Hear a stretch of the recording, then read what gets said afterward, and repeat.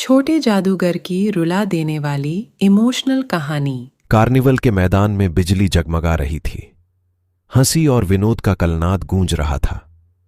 मैं खड़ा था उस छोटे फुहारे के पास, जहां एक लड़का चुपचाप शरबत पीने वालों को देख रहा था। उसके गले में फटे कुर्ते के ऊपर एक मोटी सी सूत की रस्सी पड़ी थी और जेब में कुछ ताश के पत्ते थे। उसके मुख पर गंभीर विषाद के साथ धैर्य की रेखा थी। मैं उसकी ओर न जाने क्यों आकर्षित हुआ। उसके अभाव में भी संपूर्णता थी। मैंने लड़के से पूछा, क्यों जी, तुमने इसमें क्या देखा? मैंने सब देखा है। यहां चूद्दी फेंकते हैं, खिलौनों पर निशाना लगाते हैं, तीर से नंबर छेदते हैं।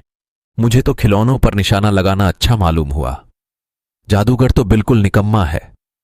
उससे अच्छा ताश का खेल तो मैं ही दिखा सकता हूं। लड़के ने बोला। उसकी वाणी में कहीं रुकावट न थी। और उस पर्दे में क्या है? वहां तुम गए थे? नहीं, वहां तो नहीं जा सका, टिकट लगता है। मैंने कहा, तो चलो, मैं वहां पर तुमको लिवा ले चलूं।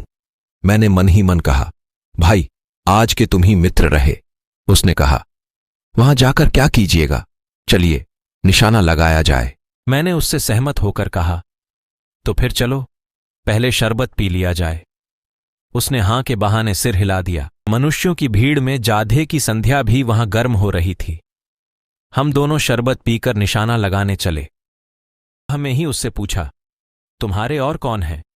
मां और बाबूजी। उन्होंने तुमको यहां आने के लिए मना नहीं किया? बाबूजी जेल में हैं और तुम्हारी मां, वह बीमार हैं, और तुम तमाशा देख रहे हो? उसके मुंह पर तिरस्कार की हंसी फूट पड़ी। उसने कहा, तमाशा देखने नहीं दिखाने निकला हूं। कुछ पैसे ले जाऊंगा तो मां को दवाई दूंगा। मुझे शरबत न पिलाकर आपने मेरा खेल देखकर मुझे कुछ दे दिया होता, अधिक तसल्ली होती।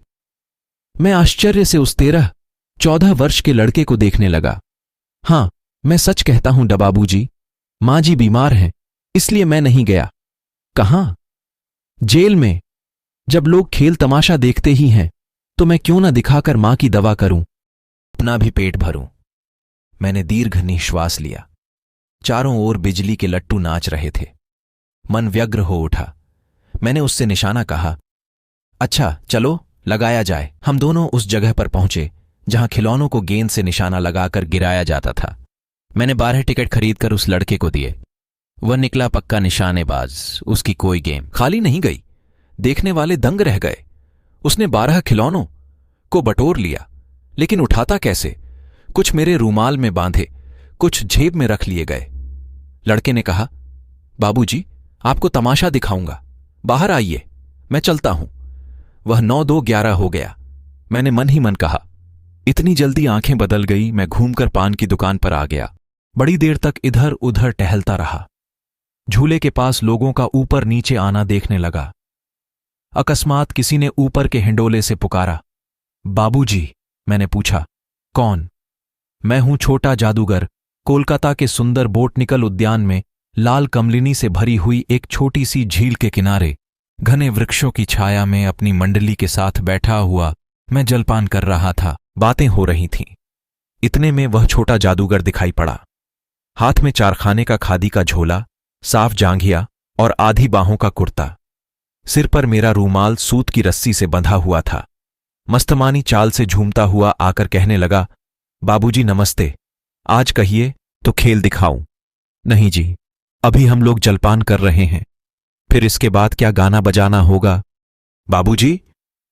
नहीं जी, तुमको मैं क्रोध से कुछ और कहने जा रहा था। तभी श्रीमती जी ने कहा, दिखलाओ जी। तो तुम अच्छे आए, भला कुछ मन तो बहले। मैं चुप हो गया, क्योंकि श्रीमती जी की बोली में मां की सी मिठास थी जिसके सामने किसी भी लड़के को रोका नहीं जा सकता। उसने खेल आरंभ किया। उस दिन कार्निवल के सब खिलौने उसके खेल में अपना अभिनय करने लगे। भालू नाचने लगा, बिल्ली रूठने लगी, बंदर घुड़कने लगा, गुड़िया का ब्याह हुआ, गुड्डा वरकाना निकला। लड़के की बातों से ही खेल हो रहा था। सब हंसते हंसते लौटपोट हो गए। मैं सोच रहा था, बालक की जरूरतों ने कितना शीघ्र चतुर बना दिया। यही तो संसार है। ताश के सब पत्ते लाल हो गए, फिर सब काले हो गए। गले की सूत की डोरी टुकड़े टुकड़े होकर उड़ गई। लट्टू अपने आप नाच रहे थे। मैंने कहा, अब हो चुका, अपना खेल बटोर लो, हम लोग भी अब जाएंगे। श्रीमती जी ने धीरे से उसे 1 रुपया दे दिया। वह उछल पड़ा।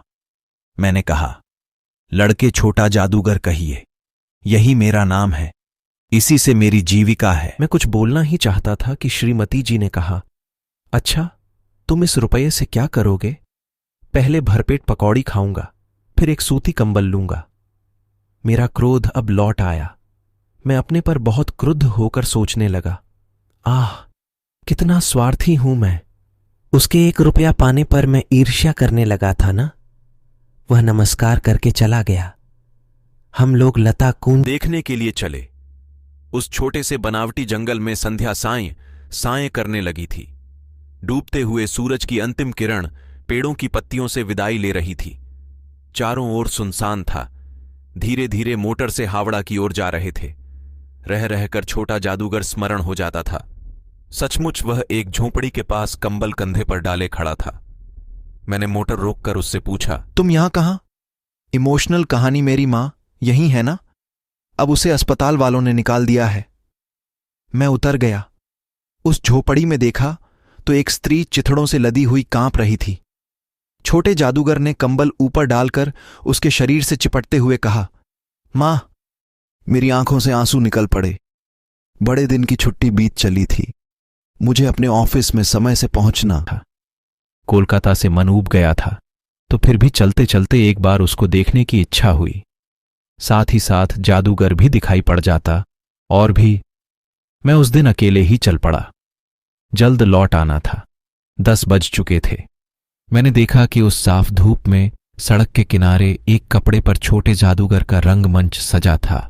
मोटर रोककर उतर पड़ा। वहां बिल्ली रूठी हुई थी। भालू मनाने चला था। ब्याह की तैयारी थी। पर यह सब होते हुए भी जादूगर की वाणी में वह प्रसन्नता की तरी नहीं थी। जब वह औरों को हंसाने की चेष्टा कर रहा था, तब जैसे स्वयं कांप जाता था, मानो उसके रोएं रो रहे थे। मैं आश्चर्य से देख रहा था। खेल समाप्त हो जाने पर पैसा बटोरकर उसने भीड़ में मुझे देखा। वह जैसे क्षण भर के लिए स्फूर्तिमान हो गया। मैंने उसकी पीठ थपथपाते हुए पूछा, आज तुम्हारा खेल जमा क्यों नहीं? मां ने कहा है कि आज तुरंत चले आना, मेरी घड़ी समीप है। अविचल भाव से उसने कहा, तब भी तुम खेल दिखाने चले आए। मैंने कुछ क्रोध से कहा, मनुष्य के सुख दुख का माप अपना ही साधन तो है, उसी के हिसाब से वह तुलना करता है। उसने कहा, क्यों ना आता? और कुछ अधिक कहने में जैसे वह अपने अपमान का अनुभव कर रहा था। क्षण भर में मुझे अपनी भूल मालूम हो गई।